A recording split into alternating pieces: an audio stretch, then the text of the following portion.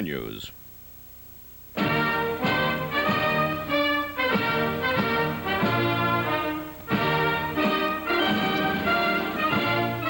presidential inauguration. And now from Capitol Hill, here again is Walter Cronkite.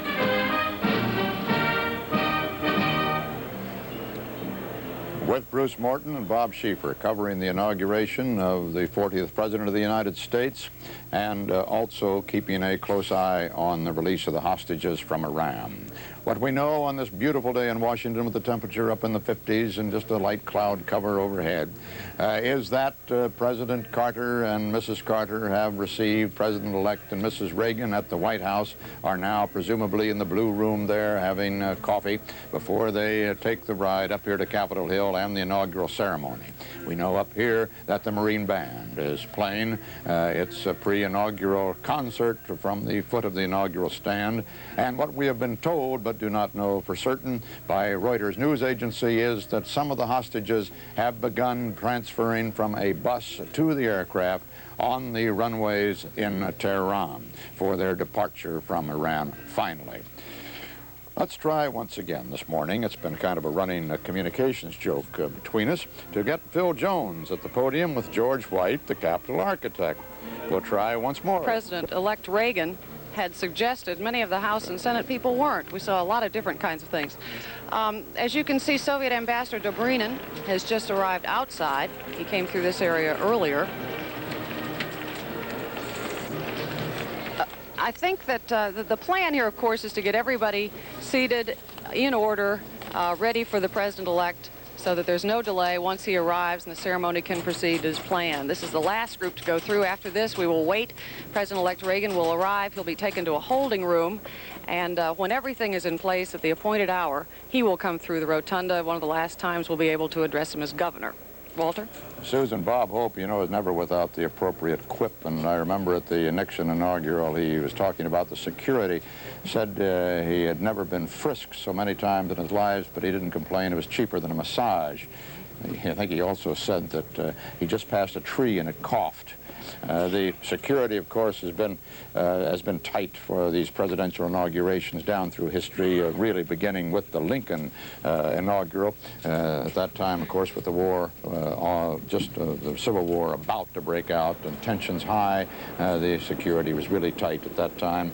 And then it sort of began to taper off a bit, but as a presidential assassination took place in the case of McKinley, the security tightened up again, and then with the tragedy of 1963 with the death of President Kennedy, it has been very tight ever since then. All the manhole covers in the area of the White House and all along Pennsylvania Avenue are bolted shut so nobody could get a bomb in there or a sniper could hide there. The roofs of buildings are searched and kept clear. Public buildings are closed to spectators. Windows cannot be opened along the route.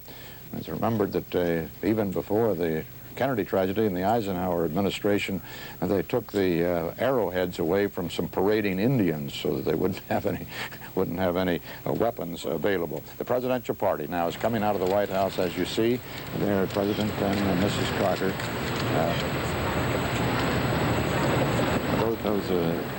That's Mrs. Carter, of course, on her way out. The wives do not ride with their husbands in the presidential party. We remember 4 years ago that Mrs. Ford tried to get in the car with the president, and she was gently escorted away. Jim McManus is at the door of the White House at that north portico. Come in, Jim. Yes, sir. Here is the president. Mr. President, any news yet? No news yet, Walter. President Carter just waved his hand at us as he went by, now getting ready to enter the presidential limousine with Governor Reagan. In past circumstances such as these, when the incoming first family and the outgoing first family got together, Walter, we have sometimes speculated, standing here under the north portico, what did they talk about in the Blue Room? I think we can speculate this time with great confidence that the hostages and their current status was very much a topic of conversation in there. We had hoped, as everyone had hoped, that President Carter might be able to make the announcement everyone has been waiting for so long before he left the White House. Quite obviously, he has not been able to do that. They are now in the limousine, ready to pull away from the North Portico here at the White House. Just moments before the President and President-elect Reagan came out here, their wives entered the second automobile, which is just now pulling out. And just previous to them, Vice President-elect Bush and Vice President Mondale. The Secret Service cars beginning to form up on the outer side of the driveway here into the North Portico. The motorcade is beginning to roll toward Capitol Hill, Walter.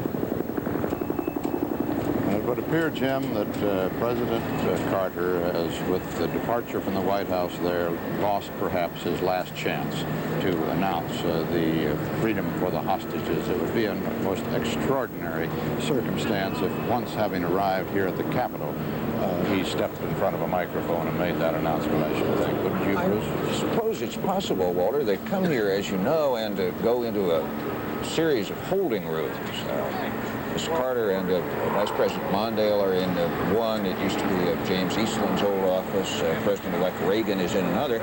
And there is some time there where the news could come. And I suppose, just as 4 years ago, Mr. Carter made a nice gesture towards outgoing President Ford, talking about how he healed the nation, that Governor Reagan might step aside if there's a bulletin to be announced and let Mr. Carter announce it. Walter, you were talking a minute ago about the diabolical way that the Iranians are going about all this. You don't suppose that they're going to wait until high noon swearing in time to officially announce that that airplane's off the ground? I have no evidence to suggest that. I try to remain the cool correspondent, impartial and unaffected by events, but it seems like the most uncivilized final touch to an uncivilized performance that I can imagine. To hold those hostages at that airport for that purpose, if indeed that's what they're doing, and how can you explain it otherwise? Pars, the Iranian news agency, just a moment ago, said the departure is imminent. They seem to dangle this in front of us, deliberately making it as difficult as possible. I can't believe that it's anything but... Well, one can only imagine the strain that this brings on the hostages themselves. Part of the stress of being held in captivity is being uncertain as to what your captors are telling you, whether it's right or wrong. And here they are, if indeed we're as far along as they say, and yet still don't know. We don't even know. They may have been at the airport for almost 36 hours now. There was a report they were there early yesterday morning of Iranian time. It's now 7:30 Iranian time in the evening on the second day. If they really indeed have been there all that time, but what cruel and final... You know, awful roller coaster for them, because, you know, you'd get to an airport and you'd think, well, it's over. It's finally over. Why else would we be here? And then to hang around and hang around, this must be the worst part of it all.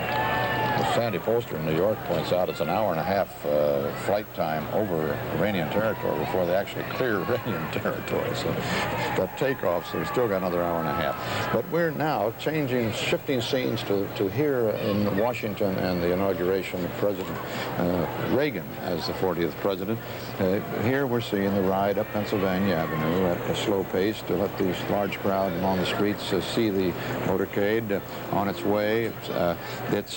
It's a significant ride, of course. It represents in a sense, the continuity of government. Indeed, never more than when the president incoming and the president outgoing are of different parties, and even more particularly when the outgoing president has been defeated by the incoming president. Some harsh words said over the last few months, but here is the miracle of the American democratic experience we've never had. Of our government in all these years, and here is another example of the peaceful way that it operates. Well, you can see it, Walter, working right out here where the VIPs are gathering, a lot of the senators and House members, Democrats and Republicans all patting each other on the shoulder. I saw John Stennis and Charles Percy, one from each party, chatting a minute ago. Barry Goldwater, Paul Sarbanes of Maryland.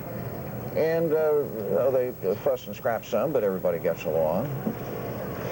Incidentally, there are a lot of... I think everybody is not wearing a club coat. There are a couple of people wearing buttoned raincoats, and I think maybe they cheated on the dress code. It's getting a little cloudier than it was before, but the rain that is threatened was for late afternoon, so presumably we're home free in that department. I saw one top hat out there, Bruce, a moment ago, I couldn't identify the gentleman wearing it. He's in the VVIP section there in front of the marble balustrade, in which the particularly invited guests and top officials sit. Among those congressmen, it might be noted, are 74 freshmen, some 52 of them Republican, 22 of them Democrats, and they're going to find very shortly, as indeed the man who takes the oath of office here, that between the promise and the reality, there is a little bit of a shock, a seismic difference. Said one of the new freshmen, one of the freshmen who I talked to a couple of days ago, he said that campaign rhetoric tends to be simplistic. You have to look at things differently when you get down here. I'm sure they are. It's very easy, as Ronald Reagan has found out, to do all kinds of things during the campaign season, Walter. It becomes much more difficult during the transition period. Andy Rooney talking a while ago about reducing the size of the federal government. That was Mr. Reagan's aim, of course, and yet one of the things that's been a bit of an embarrassment to him since coming to Washington is the ballooning size of his transition office. 6 or 7 floors of people there. They ran over the budget. We'll have to solicit private donations to make up the difference. I'm told the line for people who are lining up to give donations to that is one of the shortest lines. There's no wait if you want to give. Well, we're talking about the freshmen in Congress. It's an interesting contrast, too, that the oldest president ever to be inaugurated in this country will be Ronald Reagan. But the average age of the Congress is at its lowest point in our history. The average in the House is down to 48. Just 10 years ago it was almost 52. The Senate average is down to 52.3, I think. 10 years ago it was 56.5. Only the Supreme Court is older. You know, Walter, you're also really going to be one of the different things this time. You know, we all grew up with the Democrats owning Capitol Hill. This was their part of town, whoever had the White House.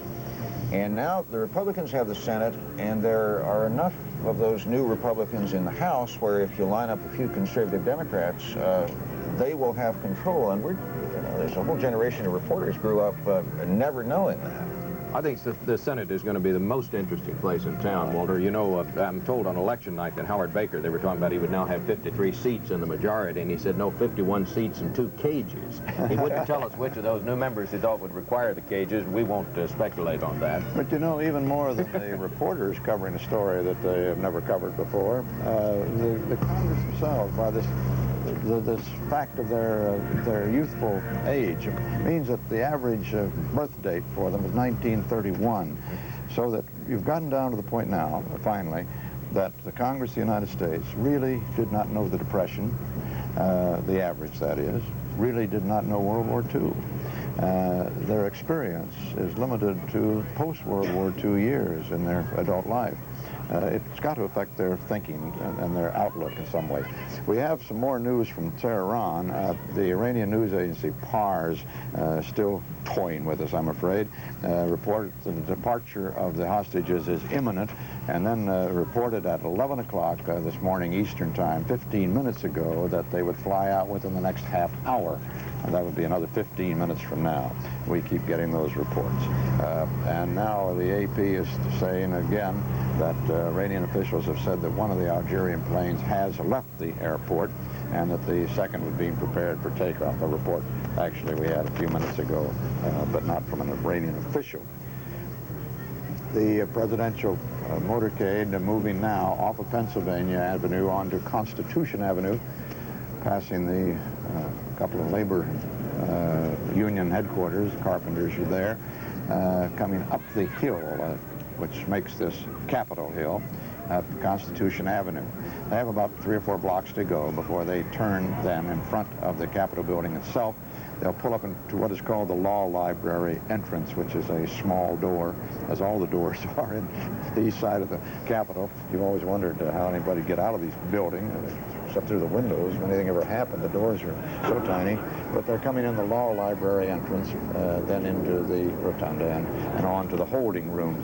They don't go through the rotunda right at the beginning, but into holding rooms, then out and onto this platform.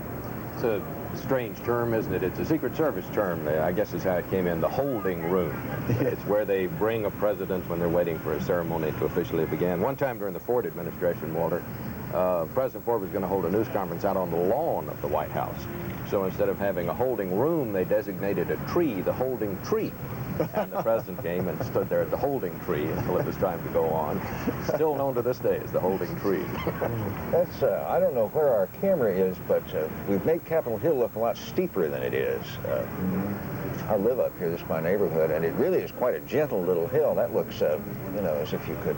Looks like it was made for tobogganing. Yeah, for the you have a Olympics. pretty good time.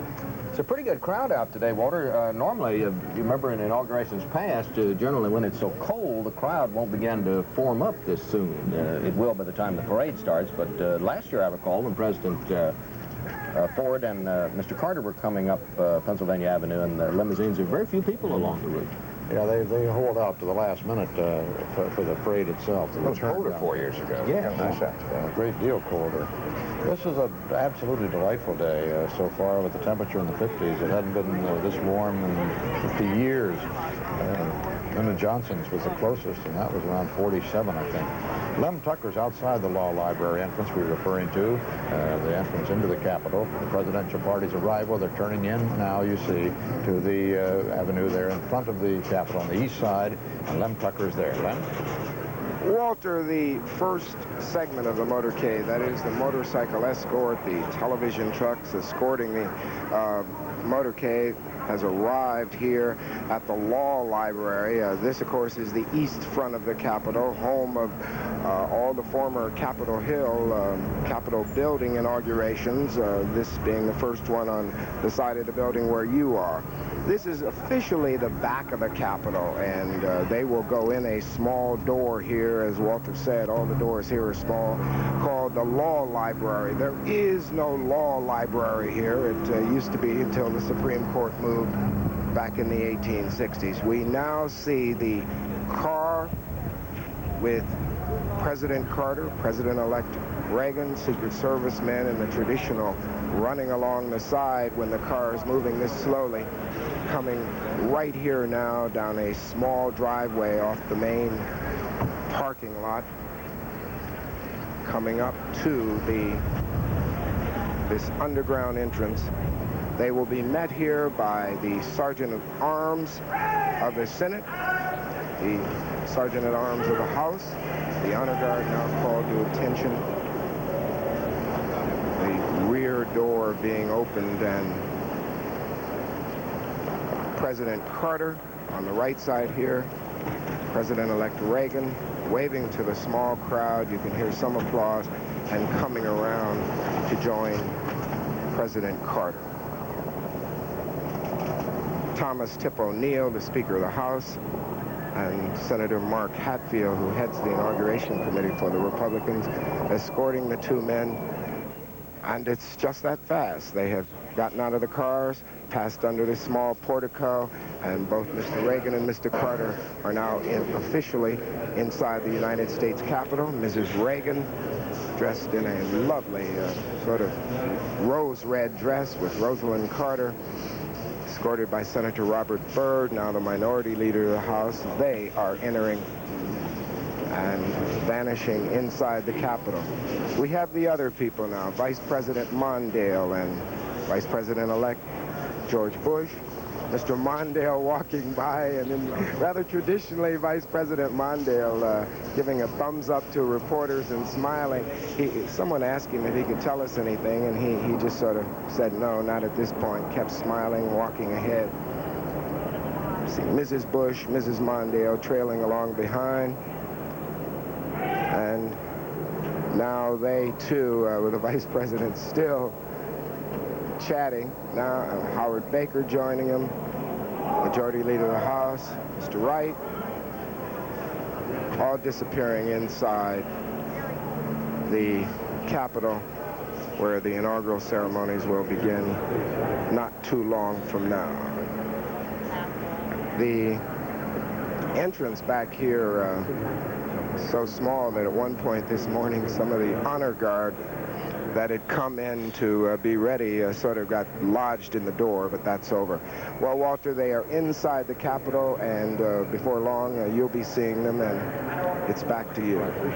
Okay, Lem will be picking you up again as the new President of the United States emerges from that each side for a military review, and then the motorcade back to the White House and the parade. We'll have more CBS News coverage of the inauguration in a moment.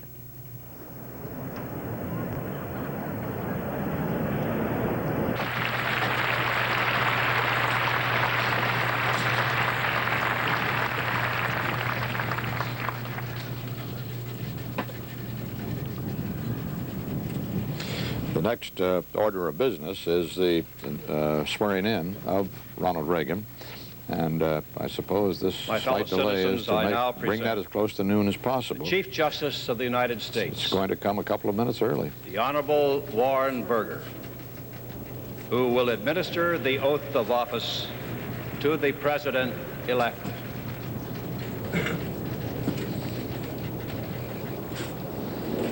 This will be the fourth oath administered by Chief Justice Burger because of that rapid turnover of presidents with Nixon and then Ford and then Carter. Place your left hand on the Bible and raise your right hand and repeat after me. I, Ronald Reagan, do solemnly swear. I, Ronald Reagan, do solemnly swear that I will faithfully execute the office of President of the United States. that I will faithfully execute the office of President of the United States And will, to the best of my ability, and will, to the best of my ability, preserve, protect, and defend preserve, protect, and defend the Constitution of the United States. the Constitution of the United States. So help you God. So help me God. May I congratulate you, sir.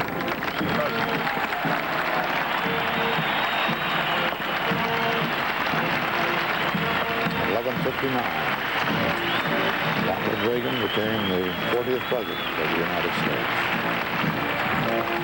The Constitution says he'll become the President in another minute.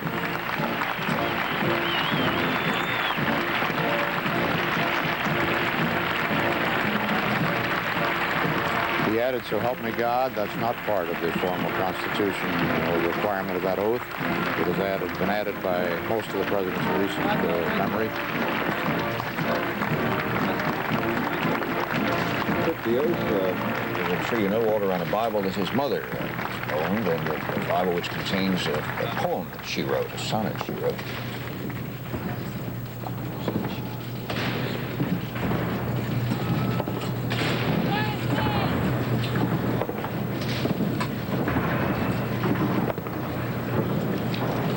Gun salute by the salute gun platoon of the 3rd Infantry Regiment based here in Washington. The inaugural address, we're told, will run about 15 minutes, around 2,000 words, written by the President himself, we're told. The President of the United States. He wrote this on a legal-size yellow pad with a pencil on a flight from Washington to Los Angeles, January 8th, we're told, and there have been very few changes made since then.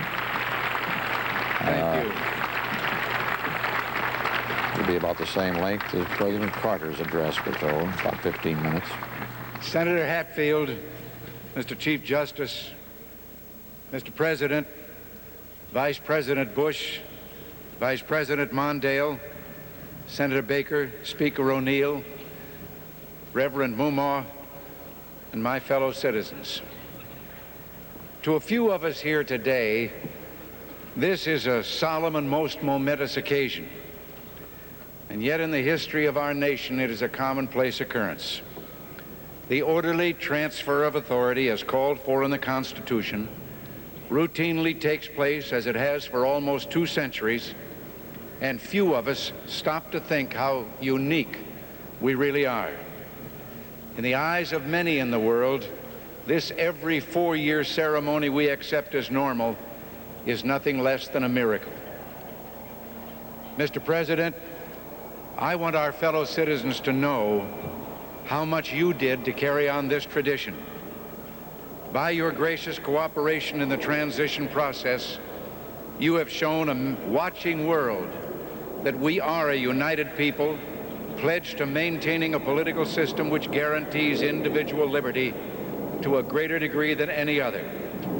And I thank you and your people for all your help in maintaining the continuity which is the bulwark of our republic.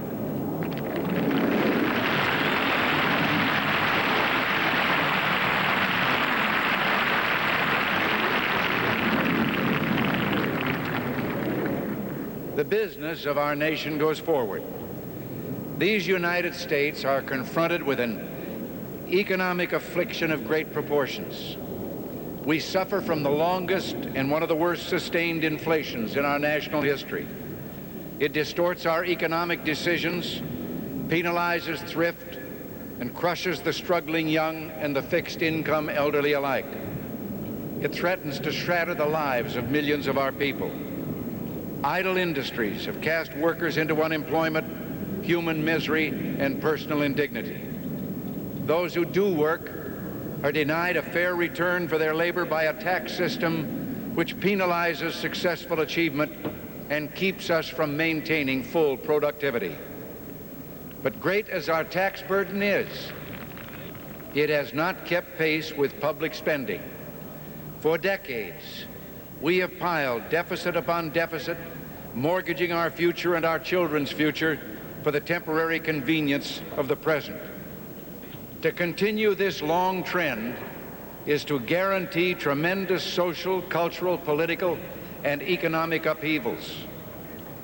You and I, as individuals, can, by borrowing, live beyond our means, but for only a limited period of time. Why then should we think that collectively, as a nation, we're not bound by that same limitation? We must act today in order to preserve tomorrow. And let there be no misunderstanding.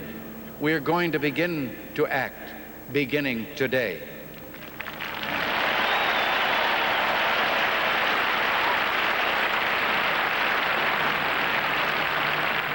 The economic ills we suffer have come upon us over several decades.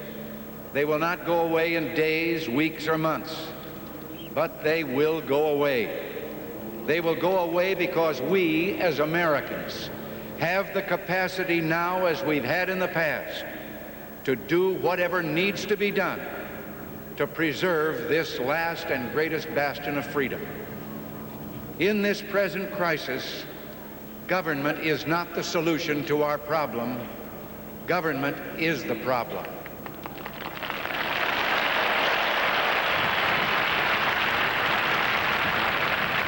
From time to time, we've been tempted to believe that society has become too complex to be managed by self-rule, that government by an elite group is superior to government for, by, and of the people. Well, if no one among us is capable of governing himself, then who among us has the capacity to govern someone else? All of us together, in and out of government, must bear the burden. The solutions we seek must be equitable, with no one group singled out to pay a higher price. We hear much of special interest groups. Well, our concern must be for a special interest group that has been too long neglected.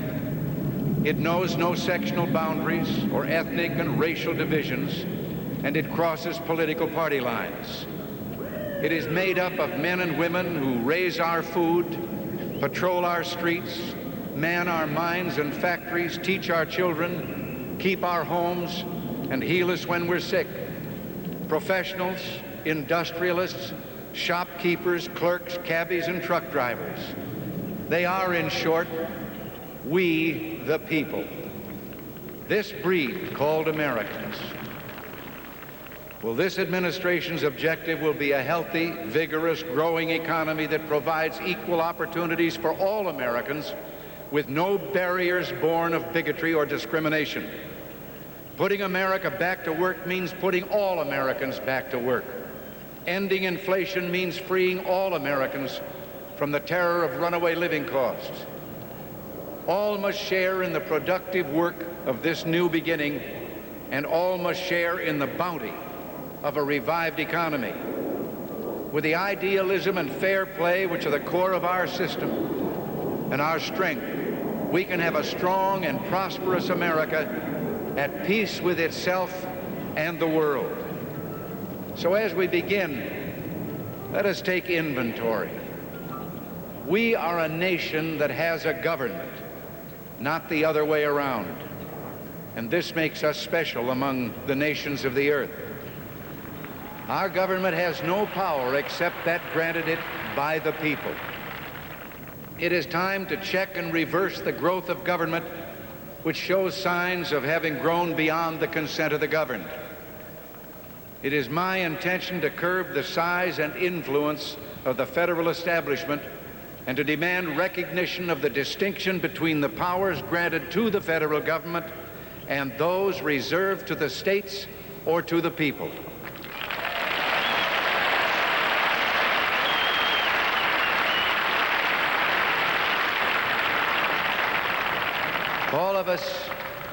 All of us need to be reminded that the federal government did not create the states. The states created the federal government.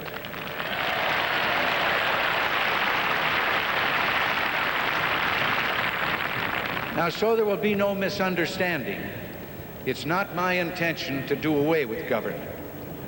It is rather to make it work. Work with us, not over us. To stand by our side, not ride on our back.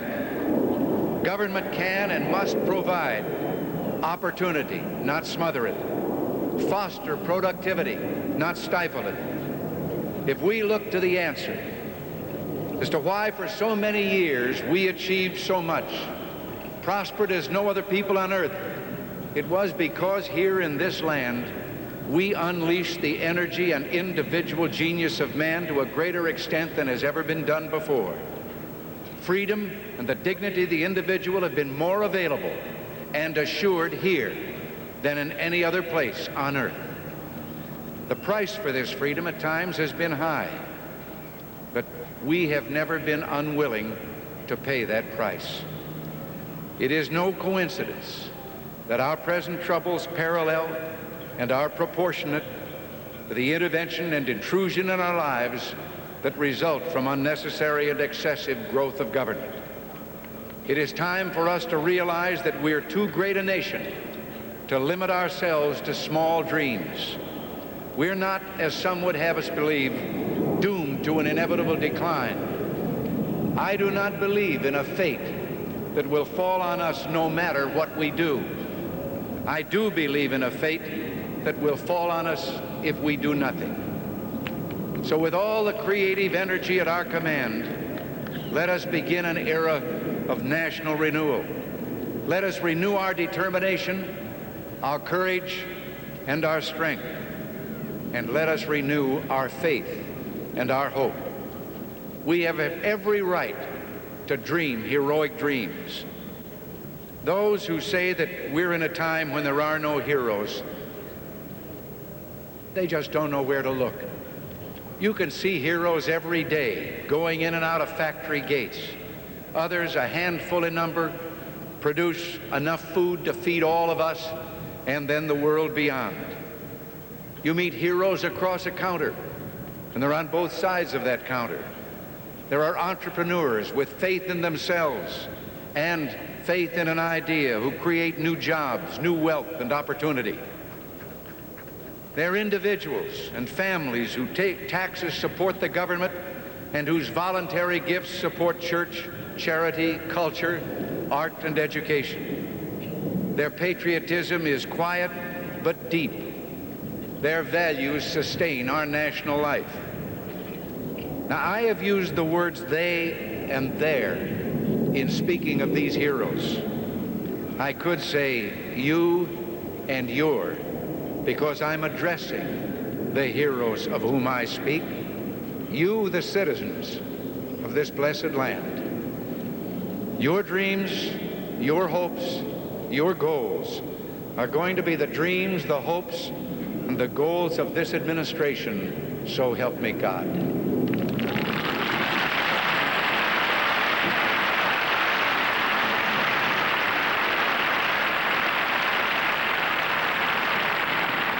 We shall reflect the compassion that is so much a part of your makeup. How can we love our country and not love our countrymen? And loving them, reach out a hand when they fall, heal them when they're sick, and provide opportunity to make themselves sufficient so they will be equal in fact and not just in theory. Can we solve the problems confronting us? Well, the answer is an unequivocal and emphatic yes.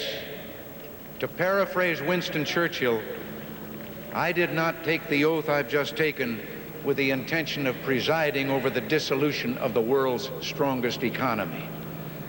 In the days ahead, I will propose removing the roadblocks that have slowed our economy and reduced productivity. Steps will be taken aimed at restoring the balance between the various levels of government. Progress may be slow, measured in inches and feet, not miles, but we will progress. It is time to reawaken this industrial giant, to get government back within its means, and to lighten our punitive tax burden. And these will be our first priorities, and on these principles there will be no compromise.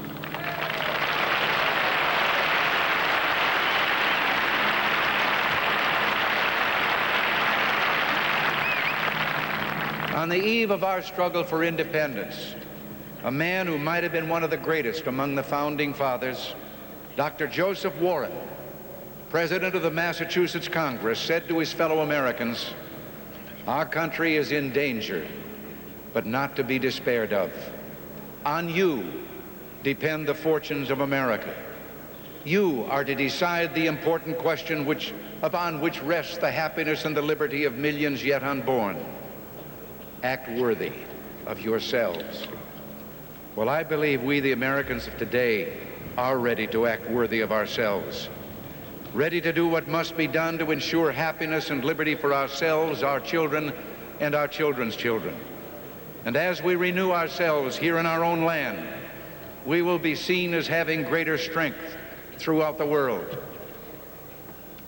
We will again be the exemplar of freedom and a beacon of hope for those who do not now have freedom. To those neighbors and allies who share our freedom, we will strengthen our historic ties and assure them of our support and firm commitment. We will match loyalty with loyalty. We will strive for mutually beneficial relations. We will not use our friendship to impose on their sovereignty, for our own sovereignty is not for sale.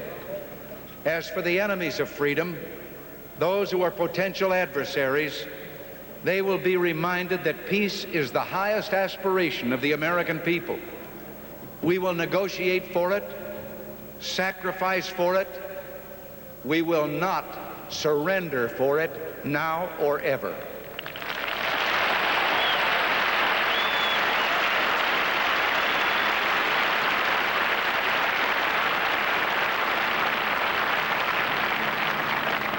Our forbearance should never be misunderstood. Our reluctance for conflict should not be misjudged as a failure of will. When action is required to preserve our national security, we will act. We will maintain sufficient strength to prevail if need be, knowing that if we do so, we have the best chance of never having to use that strength. Above all, we must realize that no arsenal or no weapon in the arsenals of the world is so formidable as the will and moral courage of free men and women. It is a weapon our adversaries in today's world do not have. It is a weapon that we as Americans do have. Let that be understood by those who practice terrorism and prey upon their neighbors. I'm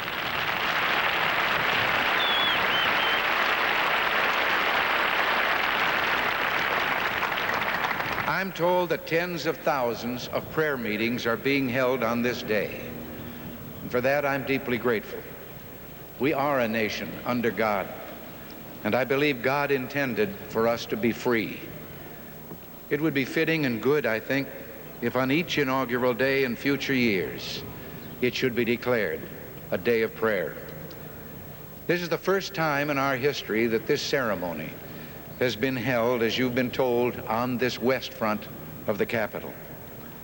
Standing here, one faces a magnificent vista opening up on this city's special beauty and history. At the end of this open mall are those shrines to the giants on whose shoulders we stand. Directly in front of me, the monument to a monumental man, George Washington, father of our country, a man of humility who came to greatness reluctantly. he led America out of revolutionary victory into infant nationhood. Off to one side, the stately memorial to Thomas Jefferson, the Declaration of Independence flames with his eloquence. And then beyond the reflecting pool, the dignified columns of the Lincoln Memorial. Whoever would understand in his heart the meaning of America will find it in the life of Abraham Lincoln. Beyond those monuments to heroism is the Potomac River, and on the far shore, the sloping hills of Arlington National Cemetery with its row upon row of simple white markers bearing crosses or stars of David. They add up to only a tiny fraction of the price that has been paid for our freedom. Each one of those markers is a monument to the kind of hero I spoke of earlier. Their lives ended in places called Belleau Wood, the Argonne, Omaha Beach, Salerno, and halfway around the world on Guadalcanal, Tarawa, Pork Chop Hill, the Chosin Reservoir, and in 100 rice paddies and jungles of a place called Vietnam. Under one such marker lies a young man, Martin Treptow, who left his job in a small-town barber shop in 1917 to go to France with the famed Rainbow Division. There on the Western Front, he was killed trying to carry a message between battalions under heavy artillery fire. We're told that on his body was found a diary. On the flyleaf, under the heading, "My Pledge," he had written these words: "America must win this war. Therefore I will work, I will save, I will sacrifice, I will endure. I will fight cheerfully and do my utmost as if the issue of the whole struggle depended on me alone." The crisis we're facing today does not require of us the kind of sacrifice that Martin Treptow and so many thousands of others were called upon to make. It does require, however, our best effort and our willingness to believe in ourselves and to believe in our capacity to perform great deeds, to believe that together, with God's help, we can and will resolve the problems which now confront us. And after all, why shouldn't we believe that? We are Americans. God bless you and thank you. Thank you very much.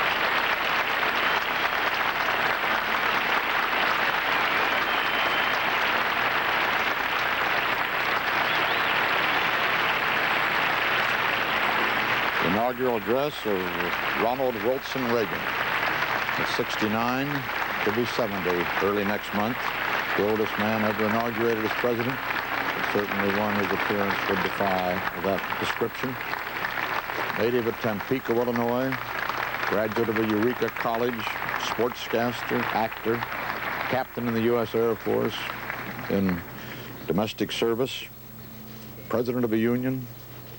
Will you remain standing, please? The Joint Congressional Committee on the Inauguration and all the members of the United States Congress are honored that you have come here for this great occasion today. And as we close now with the benediction offered by Reverend Mumma, that will be followed by the singing of the Star-Spangled Banner by Mrs. Juanita Booker.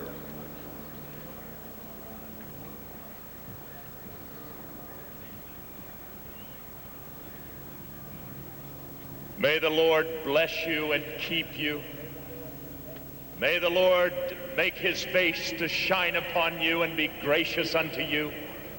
May the Lord lift up the light of his countenance upon you and give you peace, both now and forevermore. Amen.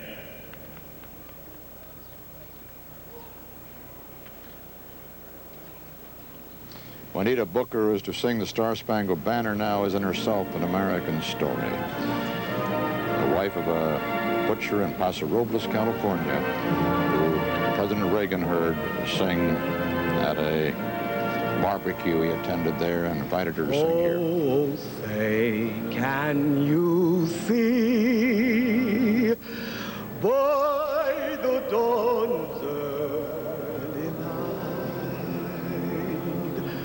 what so proudly we hailed at the twilight's last gleaming, whose broad stripes and bright stars through the perilous fight, oh, the ramparts we watched, it was so gallantly streaming.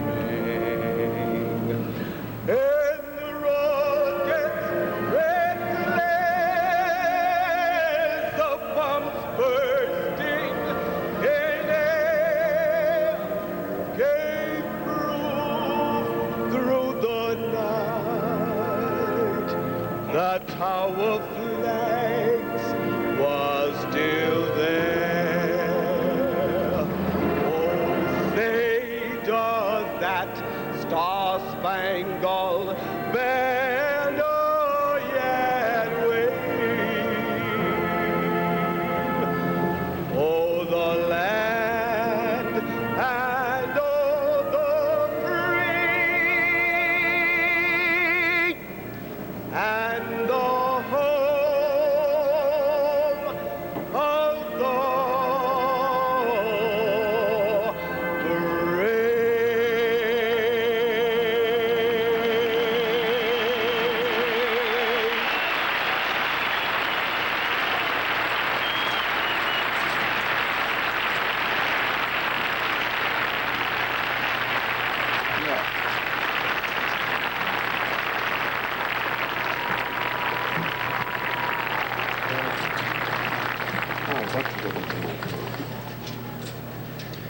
Will you greet once more our President and Mrs. Reagan?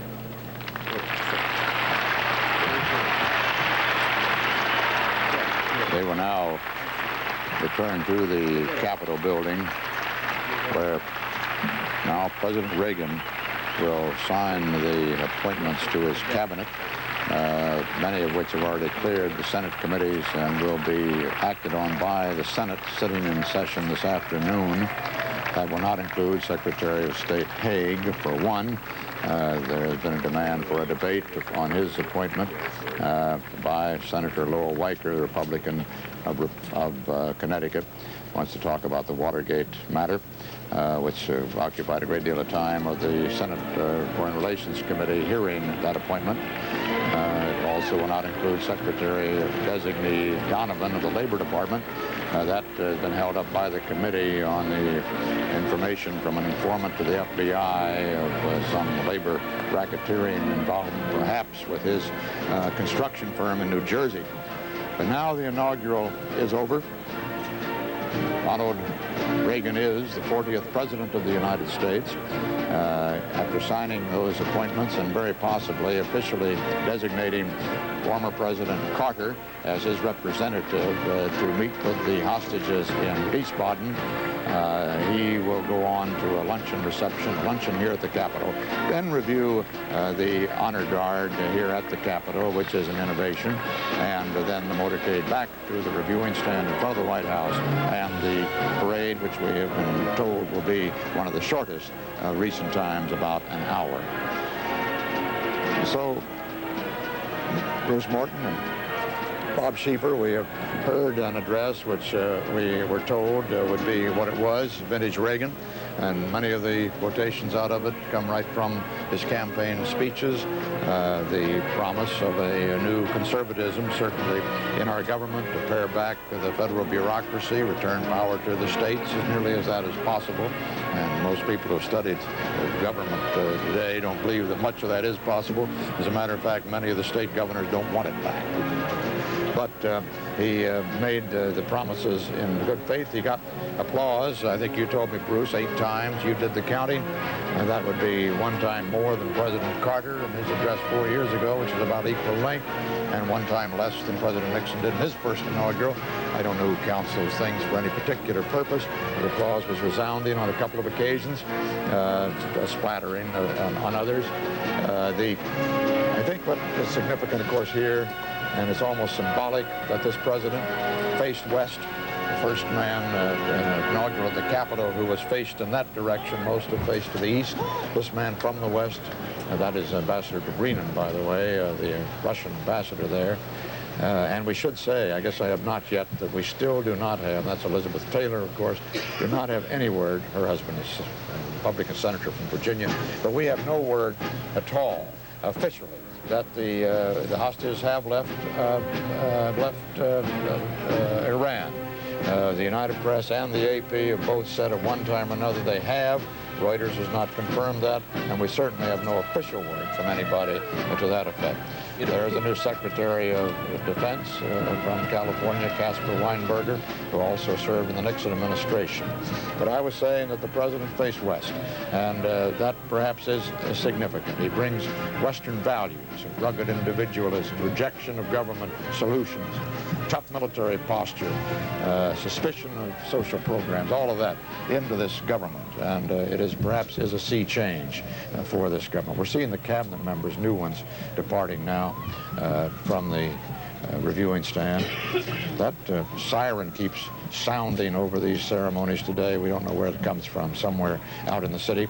We see down there, just leaving at the bottom of your screen, William French Smith, who is the new Secretary of the Attorney General, rather.